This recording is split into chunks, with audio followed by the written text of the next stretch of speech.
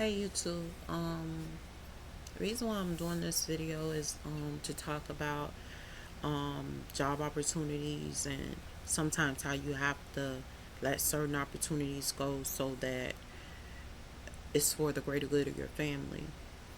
Um, I have been unemployed for like years, and stuff like that. But I kept running into this problem, like in my area, in my community, or whatever. I don't think it's just plaguing this area where when you work for certain jobs, they want complete control over you. Um, Pretty much like modern day slavery. Um, you're working, you're doing everything you can do to provide for your family, but instead of being able to provide for your family, you're met with contracts, slave contracts. You're met with stuff that are plaguing you and bounding you to things that you don't want to be bound up with. You don't want to have involvement with. You don't want to be partakers in. So you go through the recession, you go through the hardships or whatever. I mean, sometimes it goes as much as up as far as you pretty much being homeless or not having the things that you deserve to have because you have to deny certain things. No, I can't work for your company because your company, their ways are pretty much the ways of puppeteers, to where they want puppets, they want people on a screen, they want to manipulate these people, dark psychology, all this different stuff to get these people to do whatever they want them to do. I remember in the Word of God when he went through the crucifixion or whatever and being crucified, he sat up there and he said, "They know not what they do."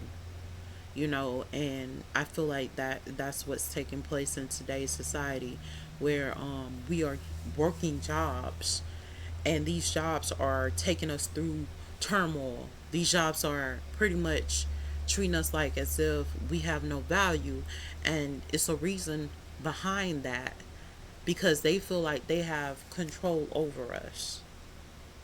So, a lot of times your family's going through, these people are invited into your home because of your place of employment, or because of your association with certain churches or certain groups or fraternization.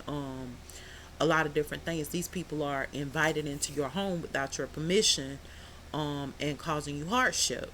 You know, Nobody really wants to speak directly on it. I was even told, look, you need to, not talk about it, not say anything. And like I told you, I do these videos for my family, just in case I'm not around. I do these for other people because I never know what can happen to me. But I know that they know, look, I have this.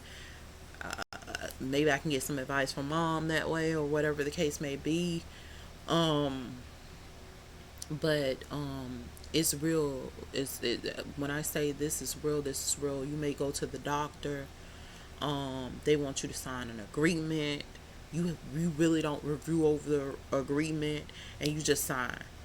And agreements say, oh well, we have rights to cut off the limb and everything. We have rights to do this to you. We have rights to medicate you without your permission.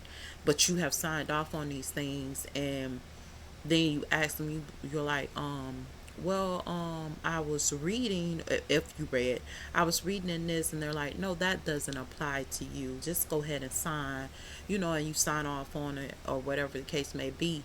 And that's giving them a doorway or of control, or a way to sit up there and pretty much manipulate their way through what they want. And at this point, it has to be stopped.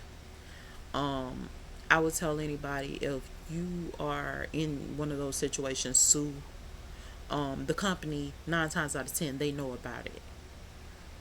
Um, if they don't, hey, the lawsuit will wake them up to it. Don't be timid.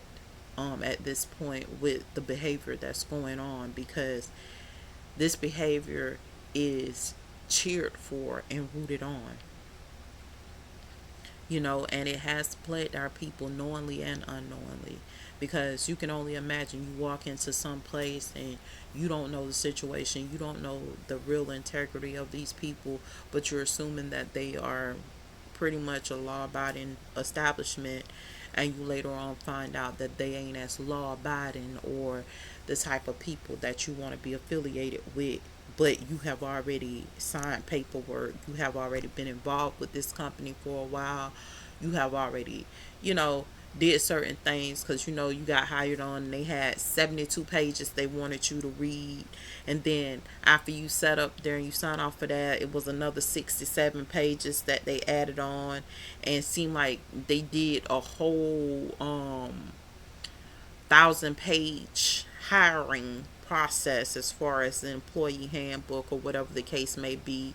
It may be longer than that, when it didn't even take all that, but in that was the lies that they used to gain control of our people, gain control of us. I don't know if there's an easy resolution to any of this stuff. I Like I said, I bring it to the forefront because I get so sick and tired of companies saying we didn't know. You didn't? We didn't know. Um, you have companies that are functioning, and they, some of them don't. Honestly, some of them don't. You have companies that are functioning. They are vendors. So what's happening? This is a company that's functioning. Okay, it offers vendor services through one system, and then their vendor for another. These vendor services or whatever, they have certain things connected into them. I have seen some go as far as to say, okay, are you willing to prostitute yourself or sell drugs or do illegal activity, criminal activity, you know, and stuff like that. And they are real government agencies that are operating in your community as government um, representatives of the government. And it plagues you, it bothers you, and regardless if they're ever caught or not, these things affect you on a daily basis. My biggest thing is to encourage people to wake up to it, or whatever. You're not going to be able to stop 100% of it. You might even fall victim to some of it. I mean, I have felt victim to a lot of things, just like without even knowing, Could you imagine falling victim to a vendor that says, okay, we're okay with prostitution? So 9 times out of 10, you may get involved in that type of activity without being aware of how you got involved in that type of activity and stuff like that. Um, I pretty much tell people the truth about these type of situations because I know that everyone is not woke to it. You have churches, organizations, groups that are connected in with this stuff that are now being targeted because of their religious beliefs and their ideology, saying, look, we don't get down like that, and stuff like that. A lot of times they're targeted, nonprofit groups or whatever, and some of them are involved with it and say, look, we don't care, we well, we're involved in it, and a lot of people say they don't care. I don't know how best to say this. I mean, like I said, I have family members that told me not to do it, and for some weird reason, because of the word of God and because of everything that's facing our people today, I think it's mandatory for me to do it. I think this is God's will, and I think this is what it needs to be done. I have been threatened with everything from incarceration to imprisonment, so many different things, STDs or whatever. I have been threatened with so many different things happening to me because of the fact that I won't accept a certain lifestyle for myself. I won't accept a certain lifestyle for my family, and it is a hard go. When I tell you, you go through poverty, and poverty is a hard thing to go through because everybody know that you need help, but people are trying to get stuff out of you while you need the help. you know it's tit for tat. Okay, if you sit up there and you need this, oh, we want that in exchange. They don't really want to do right by you. They care less about doing right by you, your family, your people, or anything else. It's all about, look, we want this. If we're doing this, we want that from you. If we're doing that, we want this from you.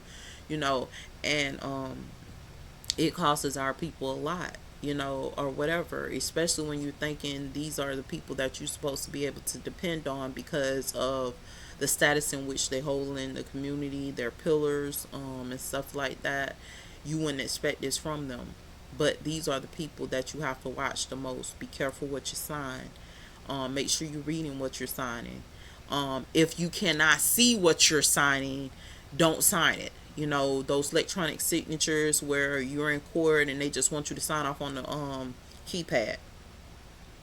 Well, you're signing off on your court date, but I don't see the court date. You get what I'm saying?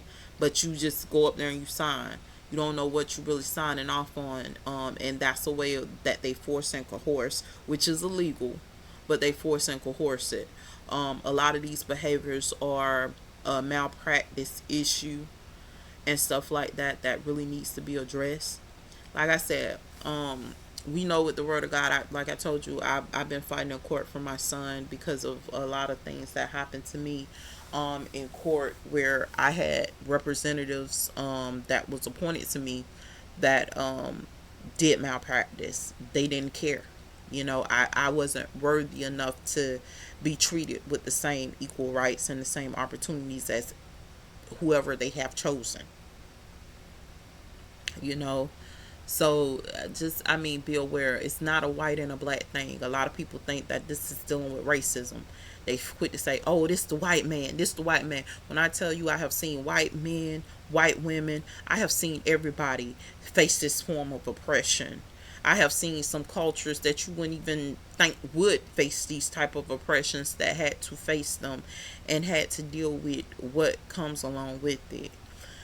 My biggest thing to tell Yes, my biggest thing to tell people is to act wisely, act with caution, act with concern, because honestly, they don't care.